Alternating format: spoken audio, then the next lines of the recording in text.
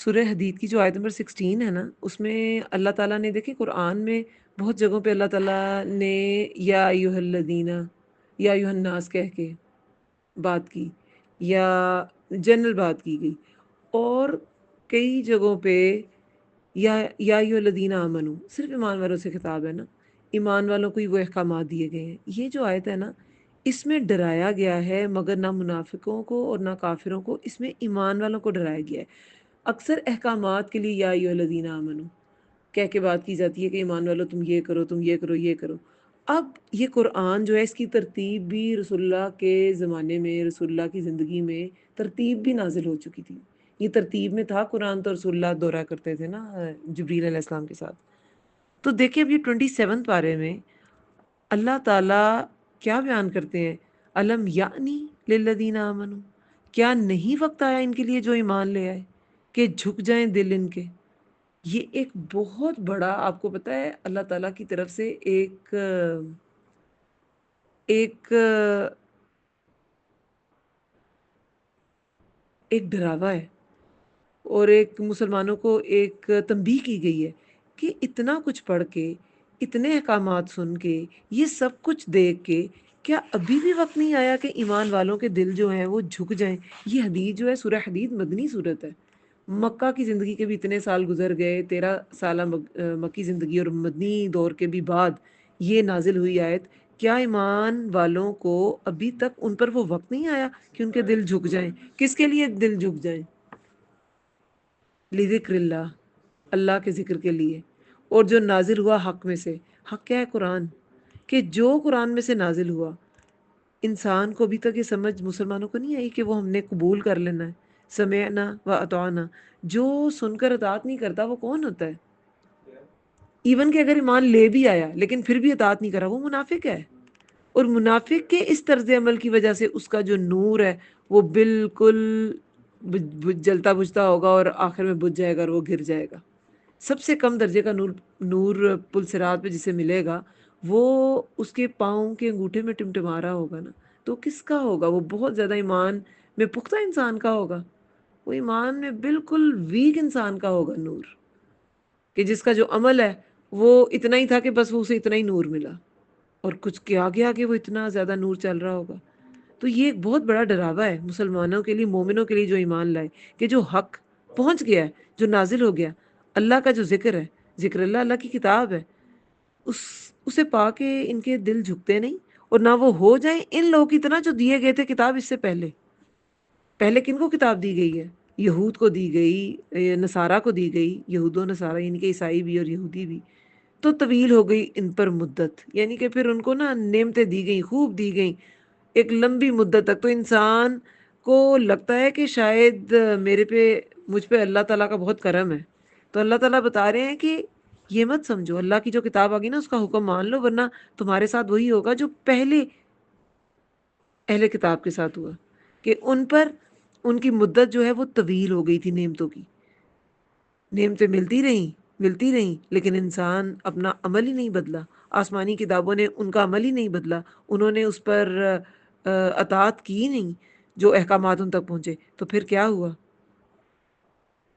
ان پر مدت طویل ہو گئی، اور فقست قلوبہم، سخت ہو گئے دل ان کے۔ پھر ایک وقت آتا ہے جب انسان نافرمانی پر اتنا اصرار کرتا ہے نا، تو انسان کا اپنا دل ہی سخت ہو جاتا ہے، اللہ تعالیٰ اس دل سے عمل کرنے کی توفیق چھین لیتے ہیں۔ وَكَثِيرٌ مِّنْهُمْ فَاسِقُونَ، اور اکثر ان میں سے نافرمان ہیں۔ یہ اہل کتاب کی مثال دے کے بیان کیا جا رہا ہے اہل ایمان کو، للذین آمنوا، ایمان والوں کو، کہ پھر تم بھی ان کی طرح ہو جاؤ گے۔ انہیں بھی بڑی نعمتیں ملی تھی لیکن وہ اپنی وارننگ پیریڈ کو سمجھے ہی نہیں، وہ مسلسل نافرمانیاں کرتے رہے اور پھر ان کے دل سخت ہو گئے، اور اکثر ان میں سے فاسقون تھے، نافرمان تھے۔ تو اللہ تعالیٰ تو سب کو زندہ کر کے ان کا حساب لے گا، کوئی بھی اللہ تعالیٰ سے بچ نہیں سکتا۔ اگلی آیت میں یہی ہے، جان لو بے شک اللہ وہ زندہ کرتا ہے زمین کو بعد اس کی موت کے۔ تحقیق بیان کر دی ہم نے تمہارے لیے آیات تاکہ تم عقل سے کام لو۔ تو ان چیزوں سے سبق سیکھو، عقل سے کام لو۔ جو اللہ، دیکھیں اللہ تعالیٰ زمین کو زندہ کیسے کرتے ہیں؟ بارش سے۔ اسی طرح اللہ تعالیٰ نے یہ آیات اتاری ہیں، یہ جو اللہ تعالیٰ نے نازل کیا ہے نا حق، وما نزل من الحق، جو نازل کیا حق میں سے. تو یہ بارش کی طرح یہ مردہ دلوں کو زندہ کرتا ہے یہ قرآن. تو اس سے سبق سیکھو، ورنہ تم بھی اہل کتاب کی طرح ہو جاؤ گے جن کے دل پہ اثر نہیں ہوا تو پھر ان کے دل سخت ہو گئے، ان سے اطاعت کی توفیق ہی چھین لی گئی.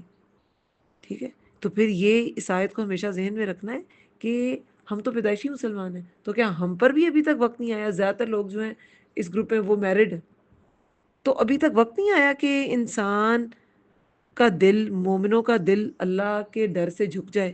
تخشا قلوبہم لذکر اللہ، تو اپنے دل کو اللہ تعالیٰ کے تابع کر دیں.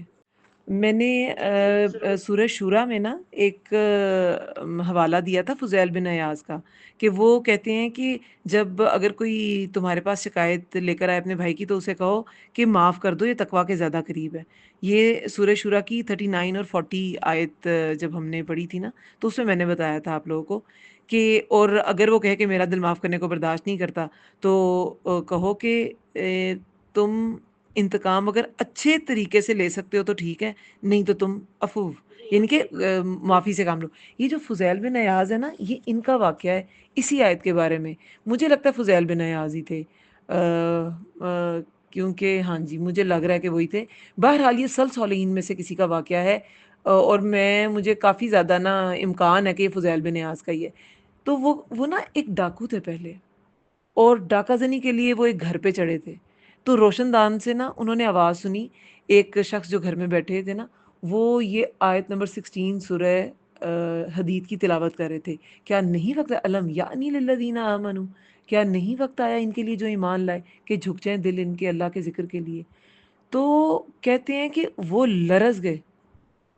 یہ آیت تھی، کہتے ہیں یہ سنتے ہی میرا دل بدل گیا اور میں نے توبہ کر لی کہ میں تو مسلمان پیدا ہوا ہوں، مجھ پہ یہ وقت ہی نہیں ابھی تک آیا کہ میرا دل اللہ کے حکم کے سامنے جھک جائے. اور فضیل بن ایاز، اب یہ میں نے روایت آپ کو اس لیے بتائی ہے کہ سورہ شورا کی 39 اور 40 آیت میں ان کا قول میں نے کوٹ کیا تھا کہ یعنی کہ انہوں نے بعد میں اتنا دین کا کام کیا تھا. ایک جگہ عبداللہ بن مبارک کا آتا ہے ذکر. اب مجھے یہ کنفیوژن ہے کہ ان کا تھا کیونکہ ڈفرینٹ روایات ملتی جلتی مل رہی ہوتی ہیں. تو عبداللہ بن مبارک کا بھی ایسے ہی تھا کہ ان کے والدین بہت پائس لوگ تھے، بہت نیک لوگ، لیکن وہ اس میں پڑ گئے، ڈاکوں کے گروہ میں شامل ہو گئے، برے کاموں میں پڑ گئے. تو لیکن وہ بھی ایسی، ان کے بارے میں بھی ایسی آتا ہے کہ کسی گھر کی چھت پہ چڑھے اور یہ آیت سن کے تو ان کا دل بدل گیا.